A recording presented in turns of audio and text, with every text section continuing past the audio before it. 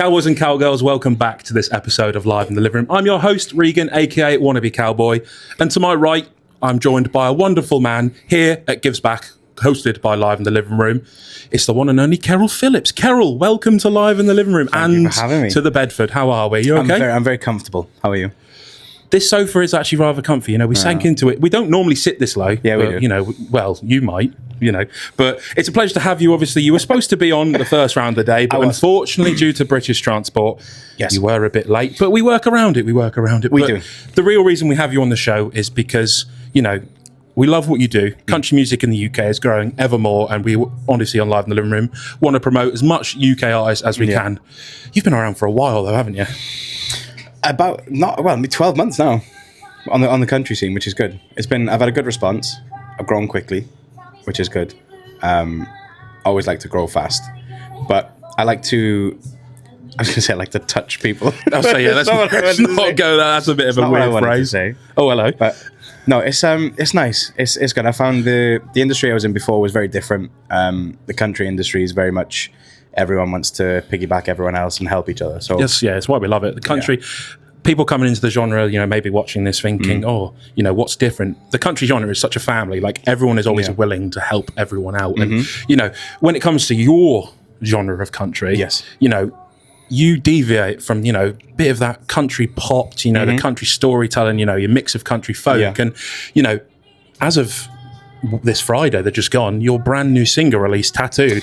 I know we had a little conversing. I felt kind of lucky when you WhatsApped me going, I've got something to show you. Don't tell anyone. I know. Listening to the song. But tell me, knowing that Tattooed is out, it must, an immense feeling. The reaction I've seen all over social media is just incredible. Yes, no, it's been good. It's been really good. It's been well received, which is always scary when you put new music out, especially when it's personal. And especially when it's real. Yeah. Even more so when the person that's involved in the song messages you and asks you not to release it. That's a long story, so we'll not go into that. Release it anyway. But it's good. It's a piece of me on paper and in music. So. Well, that's always the case of things, and that's what we love about country music. It tells a story, and people can relate to that story, and it's absolutely brilliant. And so obviously here it Gives Back. Lots of other country artists and stuff like that. Very friends, you meet new people. Yep. Being at this event, what does it mean to you? It's quite close to me, to be fair, because my wife's grandmother had dementia. One of the big reasons why I said I would do it. And I think because it's such a good cause, something to be, hopefully, there'll be more things for charity because I think it touches people in different ways. So I think the statistic is something like 1 in 3 with dementia. Yeah.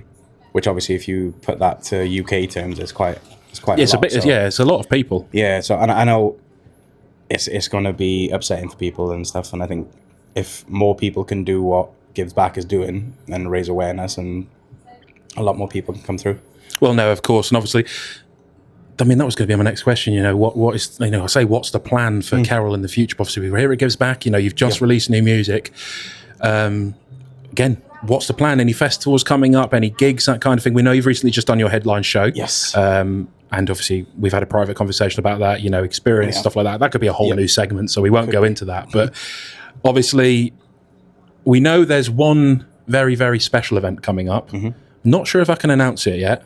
So a host of that festival is in the corner, and it's in the bank holiday of May. So she's giving me the thumbs up. So Kerryl, for those ladies, now we can allude to it. Yes, you can.